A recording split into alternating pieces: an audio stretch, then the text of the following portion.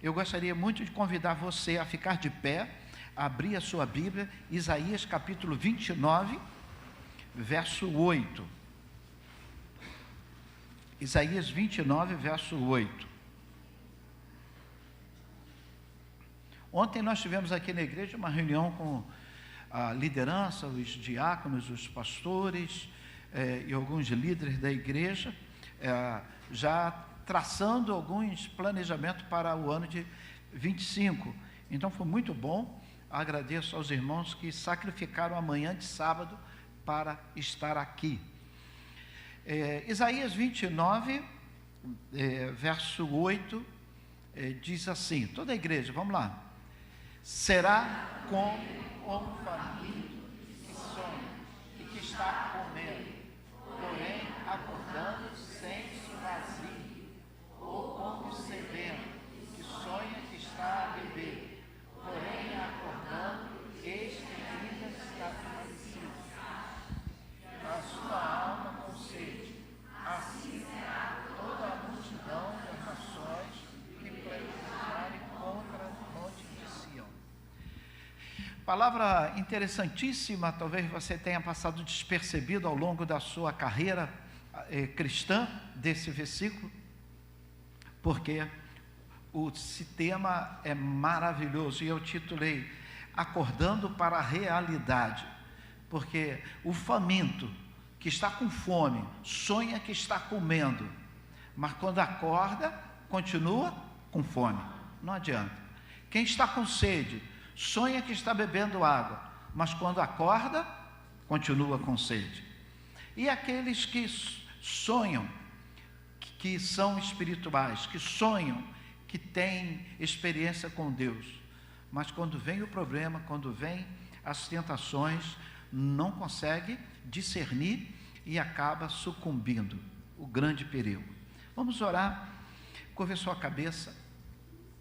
Pai Santo, tua serva já orou, Senhor, nós já tivemos, Senhor Deus, aqui, palavras, Senhor Deus, proféticas, já tivemos essa participação maravilhosa das mensageiras do Rei. Eu te louvo por esse trabalho, ó Deus, maravilhoso, aqui na tua casa. Eu te agradeço pela liderança, Senhor, dessas meninas, te agradeço pela essa iniciativa de estarmos conscientes sobre a gravidade das doenças, Senhor, principalmente o câncer de mama e os homens, o câncer de próstata.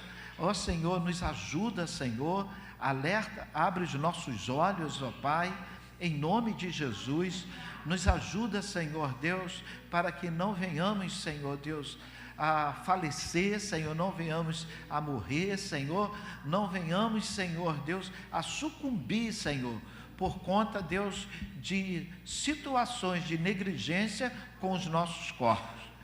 Senhor, fala ao nosso coração, nos ajuda, Deus, a acordarmos, nos ajuda a despertarmos para a realidade, em nome de Jesus, amém. Podeis assentar?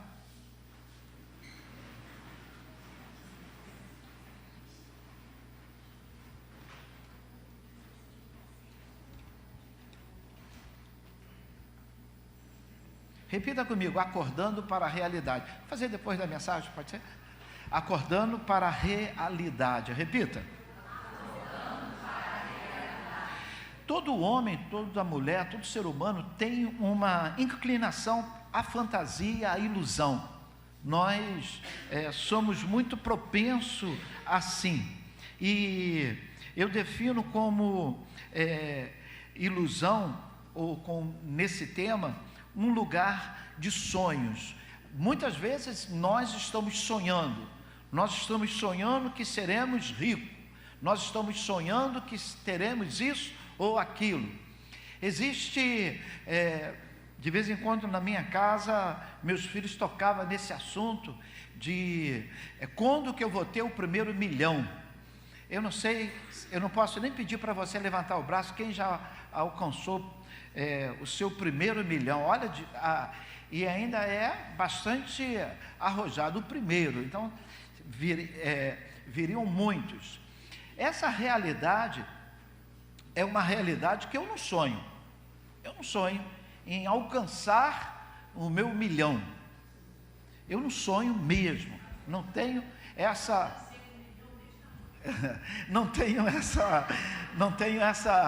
função.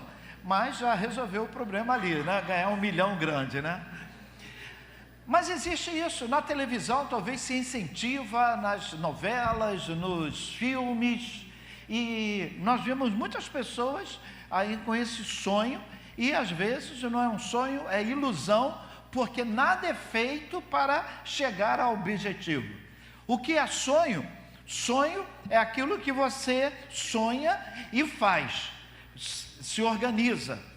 A igreja sonhou em ampliar, em fazer a obra. Então uma igreja, como igreja, a primeira coisa que nós fizemos antes mesmo de juntar dinheiro foi joelho em terra, pedir a direção de Deus. E juntamente com esse joelho em terra, também investimos no reino de Deus. Sabe qual foi a estratégia que Deus nos deu? Nós começamos a ajudar outras igrejas. Começamos a ajudar igrejas deficitárias, a igrejas que estavam passando por necessidade, e essa estratégia agradou o coração de Deus, e nós vivemos um grande milagre aqui.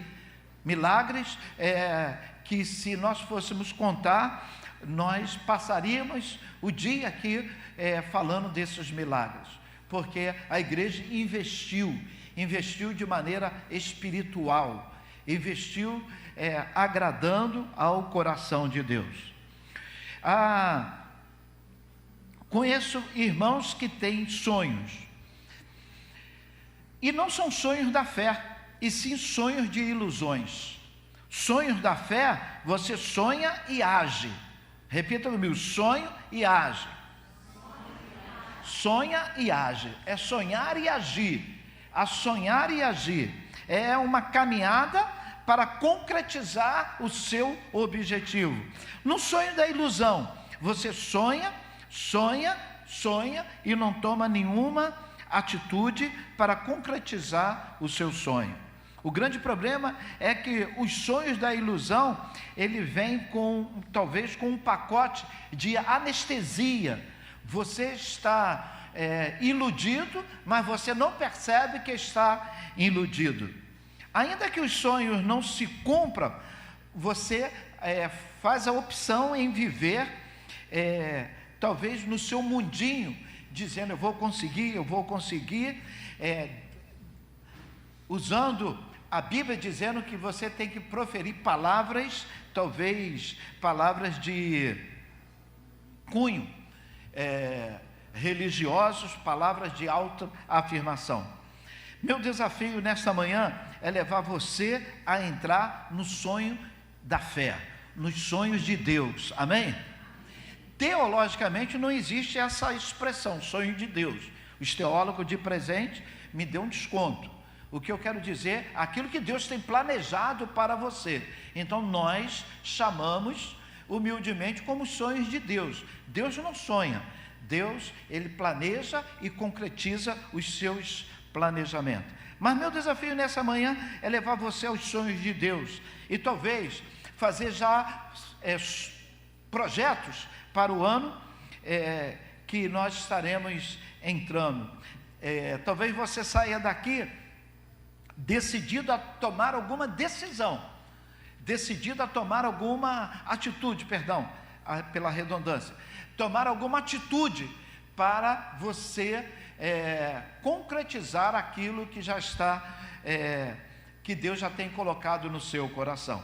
A Bíblia mostra exemplos de pessoas que viveram na ilusão, tanto na relação do agir de Deus, como na relação de si mesmo. Pessoas que viveram sem estar pisando no chão concreto. E o primeiro exemplo que eu trago, para facilitar nossa palavra nessa manhã, em relação à forma de agir. Você sonha que o Senhor vai agir de alguma maneira. Você sonha que aquele seu tio rico, aquele seu filho, aquela pessoa vai chegar para você e falar: seus problemas acabaram. Então você fica sonhando, e ao contrário da pessoa chegar para falar para você que seus problemas acabaram, a pessoa chega te trazendo problema. Aí a frustração aumenta. E eu quero dar um primeiro exemplo nessa manhã. O general Naamã. 2 Reis capítulo 5, você conhece muito bem essa história, a partir do verso 9 ao verso 14. Eu gosto de chamar esse texto dos achismos de Naamã. Eu esqueci de falar, os irmãos sabem que eu sempre gosto de estar aqui, sempre com uma blusa social, mas teve que sair muito cedo, e uma dor muito grande no braço, não consegui, o braço não conseguiu entrar na manga, e até lá tentei 2 vezes, mas e por isso eu peço perdão aos irmãos que eu não ainda sou tradicional, não estou usando mais o terno, mas ainda gosto de vir social aqui para pregar. Feito isso, fechou os parentes, vamos lá. Eu gosto de chamar esse texto dos achismos de Naamã. Naamã tem uma notícia que existia um Deus em Israel. A menina fala para ele que existia um Deus em Israel que poderia curá-lo. Naamã, ele sai de Samaria, vai até a Síria. Ele colocou ali para que os irmãos possam ver. Veio, pois, Naamã com os seus cavalos, com os seus carros, e parou na porta da casa de Eliseu. Só até aí. Então Naamã sai da Síria e vai até Israel. E alguns comentaristas colocam mais ou menos com 100 quilômetros. Então esse homem andou em cima de um cavalo 100 quilômetros para chegar até Samaria.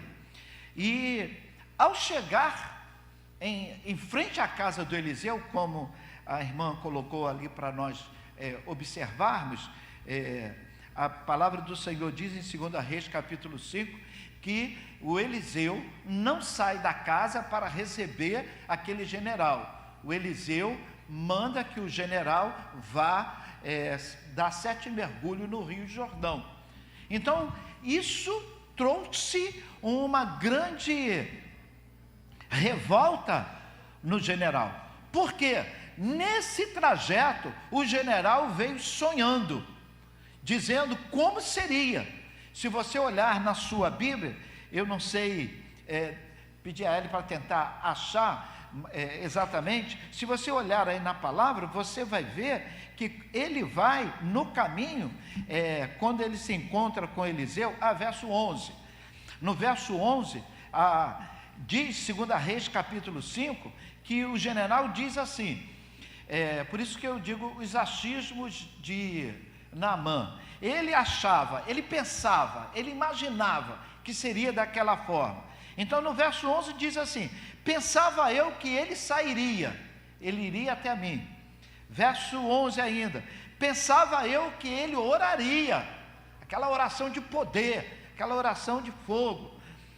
Esse poder e fogo é por minha conta, tá? Pensava eu que ele tocaria na minha lepra. Pensava eu que me curaria. Então Naamã, ele foi para ser curado, mas veio com o mapa: como vai ser a minha cura? E não foi do jeito que ele imaginou. E ele ficou revoltado, fez biquinho e disse assim: vou para casa, voltar para minha casa. Eu digo fez biquinho porque tem crentes com 50 anos que, se você fala alguma coisa, faz biquinho e vou para casa, e fica aborrecido. Naamã ficou muito aborrecido, porque ele sonhou de uma maneira, mas Deus não tem compromisso com os meus sonhos, Deus tem compromisso com a minha fé. Eu estou sonhando, muito bom, continua sonhando. Se Deus vai concretizar os seus sonhos, é pela misericórdia dEle. O compromisso dele é com a minha fé. A minha fé é que age, a minha fé é que muda as coisas. Então, Naamã pensava que o homem de Deus sairia, Eliseu sairia, o homem de Deus oraria, o homem de Deus tocaria na lepra, o homem de Deus faria aquelas curas que você costuma ver em igrejas que gostam de espetáculos dos homens fazendo. Mas a Bíblia diz que não foi nada daquilo.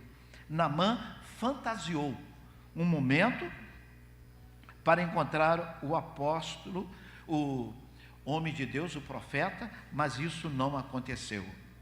Eu posso imaginar a narrativa do verso 13, pedir a ele para colocar Naamã 5, verso 13. Perdão, 2 Reis 5, verso 13. Vamos lá?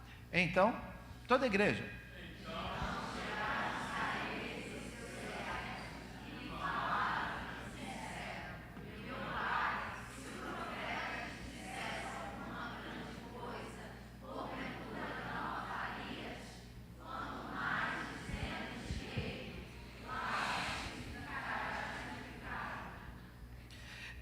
Meu general, faça a sua parte.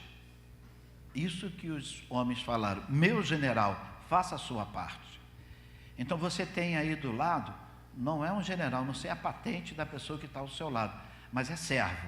Essa eu tenho certeza. Então, para a pessoa que está do seu lado, fale com ela, faça a sua parte. Nós queremos o milagre, mas nós não fazemos a nossa parte no processo. Queremos o milagre, mas não fazemos a parte no processo. Jesus ressuscitou Lázaro, João 11, 43. O Jesus que ressuscita Lázaro, algo muito difícil, ele falou para a igreja, para os diáconos da igreja batista de Jerusalém, me dá um desconto, tá? Ele disse assim, falou para aqueles irmãos, vai e tira a pedra. Ora, o Jesus que curaria um homem, que ressuscitaria um homem, ele não poderia fazer assim com o dedo, sair laser, igual dos filmes, e a pedra ser implodida, ou a pedra ser removida. Mas Jesus falou para os homens, para a igreja, retire a pedra, ou seja, faça a sua parte no milagre. Se Lázaro, a igreja não tivesse retirado a pedra, Lázaro não teria sido ressuscitado, porque o Senhor, ele dá à igreja a orientação para que a igreja possa agir nesse mundo. Ler a Bíblia é crer na palavra de Jesus. Repita, ler a Bíblia, mais uma vez, ler a Bíblia, essa Bíblia que você tem em casa. Ler a Bíblia é crer nas palavras de Jesus, é orar a Deus, é buscar o seu Deus. Isso está em nossas mãos, mas nós não fazemos. Se aqueles homens que falaram com Eliseu, ele certamente chegaria para a pastora Silvana e disse, minha pastora, o que ele está mandando é você orar, ora na sua casa. Mas aí a pastora poderia dizer assim, mas eu pensei que eu ia ter que ir em Jerusalém, pegar um pouco da água do Jordão, eu pensei que eu teria que fazer isso, eu pensei que fazer aquilo. Mas aí vem aqueles homens e dizem, minha pastora, o que ele está dizendo? Ore na sua casa, na rua Pinheiro Machado, ore ali, ore na sua casa. Irmãos, é muito fácil, mas eu não faço. Eu quero o difícil. Eu quero o difícil. Não sei quantos já vieram no culto de meio-dia. Culto de meio-dia dirigido pelo Paulo. Fica em pé aí, Paulo. Olha só a cara feia dele. Brincadeira, sempre com um sorriso recebendo a igreja aqui. Então, um culto simples. Paulo começa o culto todo dia que eu venho aqui com uma história que misericórdia. Ou de moeda de criptomoeda, ou uma história, ou alguma coisa. Ele não entendi. Colecionador. Eu não vim nesse culto ainda, vou ver. Então, ou seja, eu venho no culto e dessa maneira simples, o Paulo, diácono, que fala, e Deus age. Porque o mérito não está no Paulo, o mérito é na sua obediência, e você vir orar. O mérito não está naquele homem que vai fazer piruetas, o mérito está na você cumprir a palavra. O Senhor manda que você ore, o Senhor manda que você congregue, o Senhor manda que você está alguém doente, chame os presbíteros e ore sobre ele. Então eu cumpro a palavra e o milagre acontece. Eu quero complicar. E o Senhor está dizendo, é tão simples. Acorda para a realidade. Acorda para a realidade. Temos mania de pensar que o espiritual está nas coisas complicadas, no místico, no espetaculoso. Mas não é assim. Você não precisa mudar a voz e orar de maneira com voz impostada. É no seu natural. Não precisa ir para a Europa, não precisa ir para a África para ser um missionário, é na sua rua, é na sua casa. Você não precisa ir a um leprosário para curar lepra. Você pode orar aqui e o leproso é curado. Você não precisa, você pode fazer da maneira simples. Da maneira simples. 1 João capítulo 5 fala que tinha um local chamado Tanque de Betesda, uma multidão de doentes, e depois você vai ver lá na Bíblia que infelizmente Jesus só pôde curar um ali, porque estava todo mundo olhando o anjo descer e mexer a água, uma lenda que se tinha que desceria um anjo e mexeria a água e seria algo espetaculoso. E tinha gente que estava ali 30 anos esperando o espetáculo acontecer, e o espetáculo não acontecia. Por quê? Como que aconteceu o milagre? Um homem entra naquele local, andando no meio dos doentes. Esse homem é Jesus. Jesus só conseguiu curar uma pessoa, porque ninguém prestou atenção na presença do Filho de Deus. Olhe para mim, preste atenção.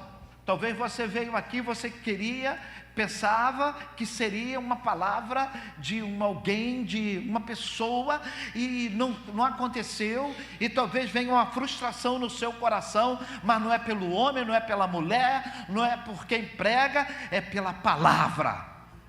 O que cura, o que me liberta é a palavra.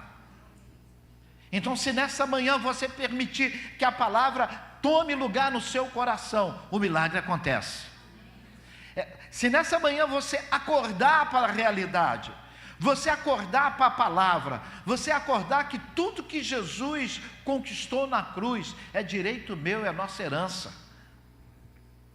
Jesus entra e cura um homem. E interessante, eles estavam esperando o agitar das águas que aconteceria. Essa história está em João capítulo 5, verso 3 ao verso 8. Aquele homem fez algo que talvez que os outros não fizeram. Os outros estavam olhando e esperando o anjo, mas Jesus olhou para aquele homem. A Bíblia não diz, o que a Bíblia não diz, eu não posso dizer. O que aconteceu, mas Jesus vai a um homem. E depois, lá na frente, você vai ver que Jesus não pôde curar mais ninguém ali, porque aqueles homens estavam esperando o espetáculo. Observe que, mesmo olhando para Jesus, verso 7, Jesus fala com ele que ele seria curado, João 5, verso 7, e ele fala para Jesus: Senhor, Senhor, eu sou um pobre coitado, Senhor, infelizmente não tem ninguém que me jogue na água quando o anjo agita a água. Ou seja, o homem estava falando com o Filho de Deus, o homem falando com o Filho de Deus, mas longe, o seu coração longe do Filho de Deus. Naamã na visão desse homem, tem que me colocar no tanque. Na visão de Naamã, tem que ser do meu jeito. Nós somos assim, irmãos. Para meu marido ser salvo, precisa isso, aquilo outro. Para meu filho mudar, para que o Senhor mude, faça com que o meu filho volte para casa, precisa isso. Para que o problema financeiro acabe. Então, ou seja, a culpa está sempre no método, não é do meu método. E a palavra é clara: leia a Bíblia, pratique a palavra, vive a palavra, fale com Deus, entregue seu dízimo, não que ele vai resolver o seu problema, mas pelo ato de obediência. Pregue o Evangelho, ide, pregue o Evangelho, participe das reuniões de oração do seu PGM, traga um amigo para o culto. Então faça o que a Bíblia manda que eu venha fazer. A cura de Deus poderá chegar agora na sua vida, se simplesmente você viver aquilo que Ele manda. Para encerrar, eu quero ilustrar uma história que eu ouvi. Ouvi uma história de uma mulher que orava a Deus para que ela pudesse acertar. Na época era loteria esportiva. Ela queria fazer 13 pontos. Ela orava sempre. Um dia, essa mulher chega no gabinete do pastor e diz: pastor, eu estou orando, mas estou orando sozinha. Eu quero pedir permissão para pedir à igreja para orar comigo no culto, para que eu ganhe na loteria esportiva. E aquele pastor olhou para aquela mulher e falou assim: eu vou orar para Deus mudar o seu coração. Eu vou orar para o Senhor mudar, tirar esse pensamento do seu coração. Pastor, se eu fazer oração contra, eu preciso, vai resolver o meu problema. E ela vai para casa e algum tempo depois, ela volta no gabinete e ela diz para o pastor que ela orou, ela sonhou, teve um sonho, que Jesus e ela subia uma montanha difícil, sem caminho plano, muitas pedras, e tem que passar por um lugar, pular para outro. Está ela e Jesus subindo, e ela e Jesus conseguiram chegar lá no pico da montanha. E quando ela chega lá no pico da montanha, ela fala para Jesus: Jesus, o Senhor é filho de Deus, precisava passar por esse sacrifício que eu passei? Eu sou ser humano, mas o Senhor é filho de Deus. Por que o Senhor não tão somente pediu os anjos e foi transportado aqui para o pico da montanha? Jesus, no sonho, ela diz que ele fala para ela: chegar aqui com o meu esforço é muito melhor. Chegar ao pico da montanha com o meu esforço, pagando o preço, é muito melhor. Isso é uma história, tá? Que pastor conta, né? Não sei de onde os pastores tiram isso. Ou seja, ela compreendeu que não era pelo caminho largo, é pelo caminho estreito. Depois daquele sonho, ela nunca mais jogou na loteria. Amém? Doeu o coração agora, eu vi um amém fraquinho. Vou repetir. Depois daquele sonho, ela nunca mais jogou na loteria. Amém? Amém. Ou seja, acorda para a realidade. E eu quero encerrar com Mateus capítulo 7, de 13 a 14. Mateus 7, do versículos 13 e 14. E partimos para o encerramento.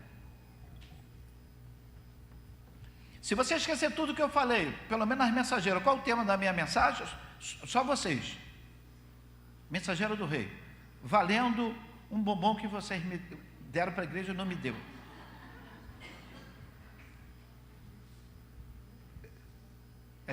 Estou falando sobre Abraão. Eu estou falando sobre a volta de Jesus. Não, o seu pai falou, não fala não, você não vale. Você não vale, seu pai falou, seu pai e vocês, eu sei. A volta de Jesus.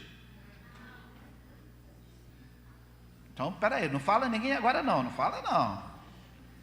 Então, ou seja, um convite que você tem, um convite à igreja nesta manhã. Acorda para a realidade. Repita. Acorda para a realidade. Qual o tema da minha mensagem nessa manhã? Mensageira, vocês não são. Acorda para a realidade. Vamos lá. Dá uma sacudela na mensageira que está do seu lado, fala com ela, acorda para... Isso vocês fizeram bem. Acorda para a realidade. É isso que o Senhor está falando. A forma do agir de Deus não será como eu penso, mas será dessa maneira. Vamos lá, entrai, leia comigo, para encerrar. Entrai pela porta estreita.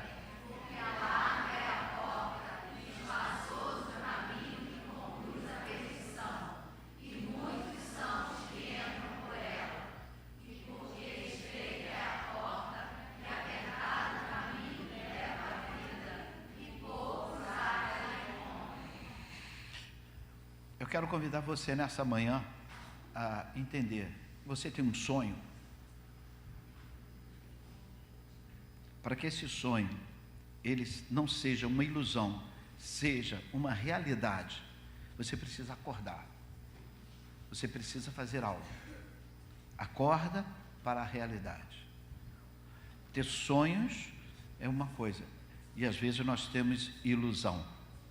Os discípulos de Jesus tiveram ilusão. Fique de pé para você pensar que está acabando. Os discípulos de Jesus